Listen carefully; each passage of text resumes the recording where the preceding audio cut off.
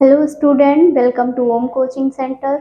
आज हम पढ़ने चल रहे हैं विलियन का नेक्स्ट टॉपिक वर्कले हार्टले विधि। वर्कले हार्टले विधि परासरण दाब नापने की एक विधि है जिसकी सहायता से हम परासरण दाब ज्ञात करते हैं कि किसी भी विलयन पर कितना दाब लगेगा तो परासरण की क्रिया रुकेगी। तो आइए देखते हैं। ये वर्कले हार्टले उपकरण लिया गया है, यानी कि परासरण को रोकने के लिए जो विधि पढ़ने जा रहे हैं वर्कले हार्टले विधि, उसमें उपकरण लिया गया वर्कले हार्टले उपकरण, जिसमें यहाँ ये थिसिल फनल लगा हुआ है जिसकी सहायता से हम शुद्ध विलायक को फिल करेंगे इस पात्र में। यहाँ दाब मापी लगा है जिसकी सहायता से हम देखेंगे कितना दाब लगाना पड़ा है। ये पिस्टन है, पिस्टन की सहायता से दाब लगाया जाएगा। केस नली बनी हुई है जिसमें ए मार्क तक विलायक भरा गया है। यहाँ ये छिद्रित नली होती है इस उपकरण में जिसमें कॉपर फेरोसाइनाइड की झिल्ली डाली गई होती है।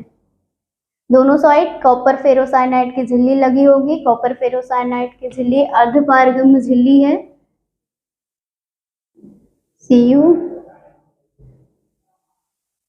CuFeCN का होल 6।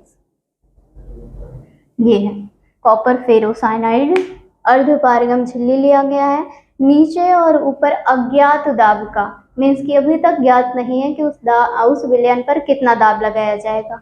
अज्ञात दाब का विलयन लिया गया है। परासरण होता क्या था कि शुद्ध विलायक जो होते थे अर्धपारगम झिल्ली को पार करके विलयन में जाते थे। परासरण की क्रिया होती थी। परासरण की क्रिया को रोकने के लिए लगाया जाने वाला दाब ही परासरण दाब कहलाता था।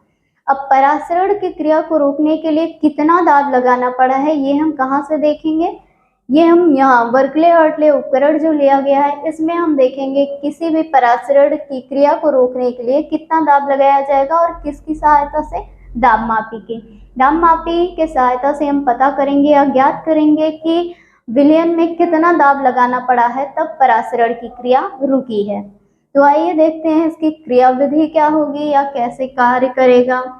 यहाँ थिसिल फनल है जिसकी सहायता से शुद्ध विलायक फिल किया जाएगा और कहाँ तक फिल किया गया है, ए मार्क तक। ये केस नली में एक मार्क लगा दिया गया, एक चिन्ह मान लिया गया कि ए तक हमने फिल किया है। ऊपर नीचे अज्ञात दाब का विलयन लिया गया है। ये स्टील का पात्र होता है जिसमें स्टील की छिद्रित नली लगी होती है, नली बनी हुई होती है जिसमें छिद्र होते हैं और उसमें कॉपर फेरोसाइनाइड की झिल्ली डाली गई होती है। ऊपर नीचे यहाँ कॉपर फेरोसाइनाइड की झिल्ली डाली गई है। दोनों जगह विलयन लिया गया, बीच में शुद्ध विलायक है। यहाँ ये पिस्टन लगा हुआ है जिसकी सहायता से हम विलयन पर दाब डालेंगे।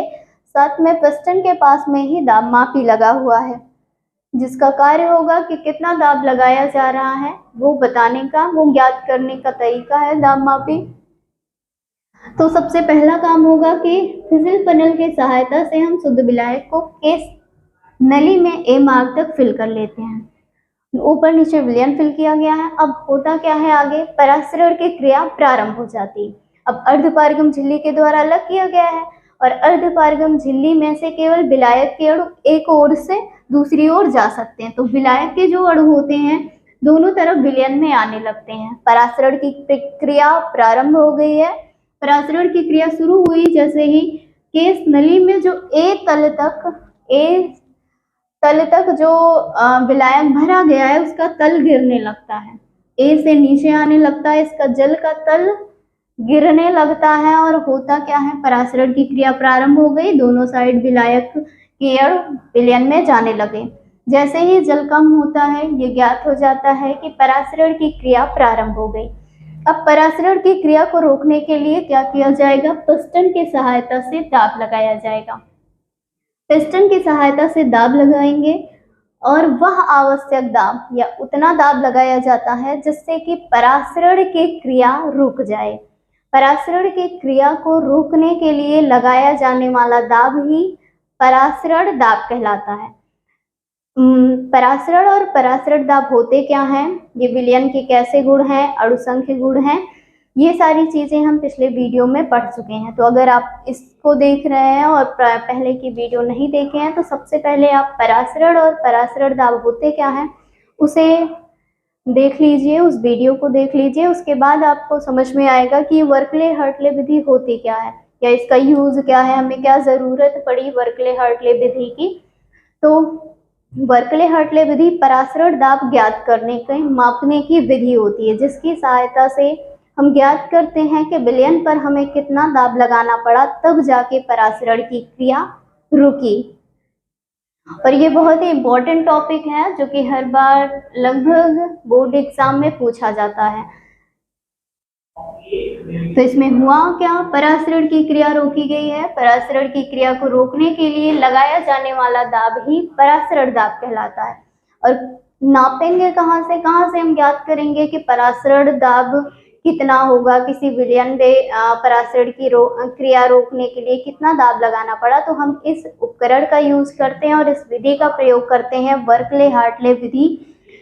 तो इसमें कितने दाब लगाना पड़ा, कितना हमें दाब देना पड़ेगा, पिस्टन की सहायता से कितना दाब लगाएंगे कि पराशरण की क्रिया रुक जाए, ये कहाँ से ज्ञात करेंगे हम, दाब मापी से। जैसे ही पिस्टन की सहायता से दाब लगाया जाता है, हमें दाब मापी में ज्ञात हो जाता है कि हमें पराशरण की क्रिया को रोकने के लिए कितना दाब लगाना पड़ा।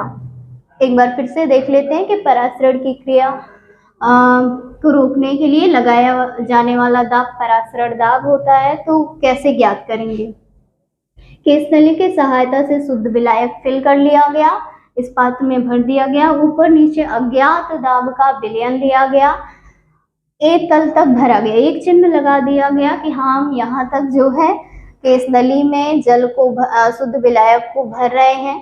जैसे ही पराशरण की क्रिया प्रारंभ होगी, पराशरण शुरू होगा, तो विलायक के अणु अर्धपारगम झिल्ली को पार करके विलयन में आना प्रारंभ हो जाएंगे। जैसे ही विलयन में आना प्रारंभ होंगे, केस नली में तल गिरने लगेगा कि कितने मात्रा में हम विलायक लिए हैं, उसका तल गिरने लगेगा। अब साम्यावस्था लाने के लिए या पराशरण की क्रिया को रोकने के लिए हम दाब लगाएंगे। अब वो दाब कितना होगा या कहाँ से मेजर करेंगे, दाब मापी से। पिस्टन की सहायता से विलयन पर दाब लगाया जाएगा और कितना दाब लगाने पर पराशरण की क्रिया रुक रही है, ये हम कहाँ से ज्ञात कर लेंगे, दाब मापी से। जब तक कि इसमें साम्यावस्था ना आ जाए तब तक हमें दाब लगाना पड़ेगा। मीन्स कि विलायक के अणु विलयन में जाना बंद हो जाएंगे, पराशरण की क्रिया रुक जाएगी, उतना दाब हमें लगाना पड़ेगा, यानी कि पराशरण दाब। होता क्या है, पराशरण की क्रिया को रोकने के लिए लगाया जाने वाला दाब ही पराशरण दाब है। पराशरण दाब लगाते हैं, पराशरण की क्रिया रुक जाती है और वह दाब हम कहाँ से ज्ञात कर लेते हैं, दाब मापी से। तो ये थी पराशरण दाब ज्ञात करने की वर्कले हार्टले विधि।